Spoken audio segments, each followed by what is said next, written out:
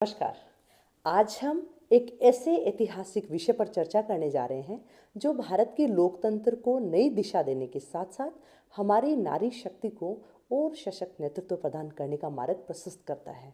आदरणीय प्रधानमंत्री मोदी जी के नेतृत्व वाली सरकार में हाल ही में नारी शक्ति वंदन अधिनियम प्रस्तुत किया गया है, जो अब संसद के दोनों सदनों में पारित होकर देश की राजनीतिक संरचना में एक क्रांतिकारी परिवर्तन लाने जा रहा है।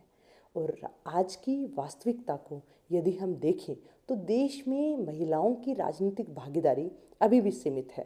वर्तमान में लोकसभा में लगभग 74 महिलाएं हैं, जो केवल करीब 13 से 14% ही है, जबकि राज्य विधानसभाओं में ये औसतन मात्र 9% के आसपास है। और राजस्थान की बात करें तो 200 सदस्य विधानसभा चुनाव में हाल ही में लगभग 20 महिलाएं निर्वाचित हुई हैं, जो करीब 10% प्रतिनिधित्व को दर्शाता है। इससे स्पष्ट है कि देश की आधी आबादी होने के बावजूद महिलाओं को अभी भी निर्णय की प्रक्रिया में समान भागीदारी नहीं मिल पाई है।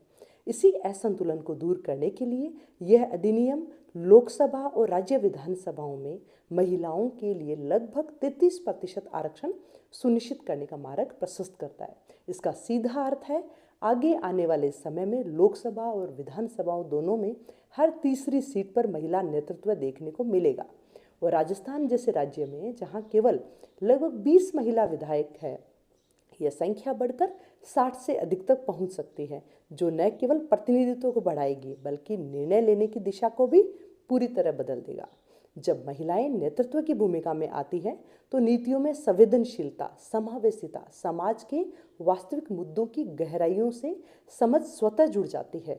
शिक्षा, स्वास्थ्य, महिला सुरक्षा, पोषण, सामाजिक न्याय जैसे विषयों पर अधिक प्रभावी और जमीनी स्तर पर निर्णय लिए जा सकते हैं। ये बदलाव केवल विधानसभाओं और संसद तक सीमित नहीं है, बल्कि समाज के हर स्तर पर एक सकारात्मक परिवर्तन लाएगा। जहां बेटियों को नए अवसर मिलेंगे, उन्हें प्रेरणा मिलेगी, वे स्वयं को नेतृत्व की भूमिका में देखने का साहस करेंगी। और यही इस ऐतिहासिक निर्णय की असली ताकत है। नारी शक्ति वंदन अधिनियम केवल सीटों का आरक्षण नहीं है, बल्कि भारत की राजनीति की सोच को बदलने का एक निर्णायक क्षण है। आगे आने वाले वर्षों में जब नई पीढ़ी की महिलाएं शिक्षित, जागरूक और आत्मविश्वासी होकर राजनीति में कदम रखेगी, तब यह कानून उनके लिए एक मजबूत आधार बनेगा। यह बदलाव केवल संख्या नहीं बढ़ाएगा, बल्कि राजनीति की भाषा, प्राथमिकता और दृष्टिकोण को भी परिवर्तित करेगा। अब निर्णय केवल सत्ता के लिए नहीं, बल्कि समाज के समग्र विकास के लिए होंगे, जहां संवेदनशीलता, सशक्तिकरण और साथ साथ चलेंगे। आगे आने वाली पीढ़ियां इस अवसर को अधिकार के रूप में नहीं, बल्कि जिम्मेदारी के रूप में स्वीकार करेंगी और भारत को एक और अधिक संतुलित, न्यायपूर्ण, प्रगतिशील राष्ट्र बनाने में अग्रणी भूमिका निभाएगी।